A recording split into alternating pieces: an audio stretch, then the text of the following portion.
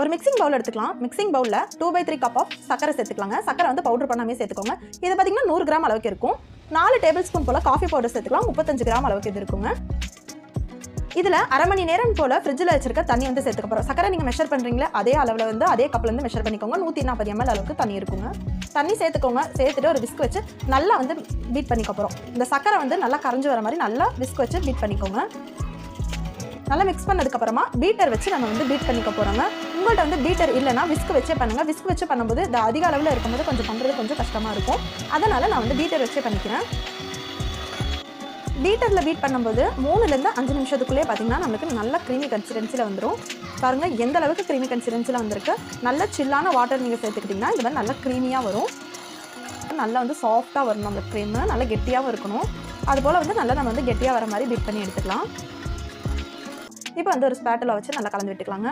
கலந்து விட்டுட்டு நான் இதை வந்து இன்னொரு பவுலுக்கு மாற்றிக்கிறேன். மாற்றிட்டு ஒரு அரை மணி நேரம் போல் ஃப்ரிட்ஜில் வச்சு நல்லா ஜில்லாக சாப்பிடும்போது டேஸ்ட் நல்லாயிருக்கும். அதனால் இந்த அளவுக்கு நல்லா க்ரீமியாக இருந்தால் தான் உங்களுக்கு டேஸ்ட்டும் நல்லாயிருக்கும்.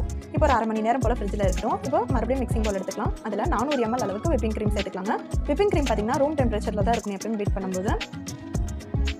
விப்பிங் க்ரீம் சேர்த்துட்டு அதே பீட்டர் வச்சு நம்ம ஃபஸ்ட் ஸ்பீடில் வச்சுட்டு நல்லா பீட் பண்ணி எடுத்துக்க போகிறோம்.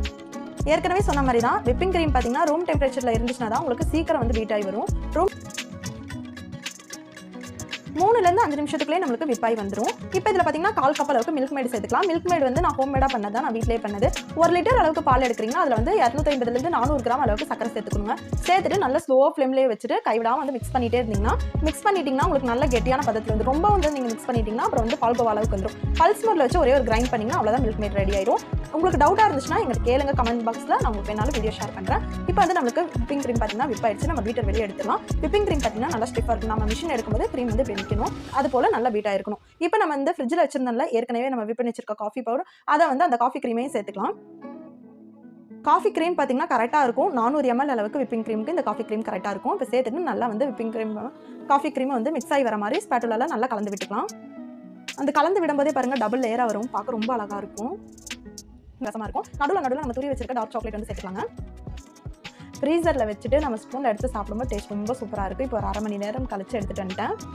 இது வந்து ஒரு ஸ்பூன் வச்சு நம்ம சாப்பிட்டும் பார்க்கலாம் டேஸ்ட் எந்த அளவுக்கு வந்துருக்குன்னு சொல்லி.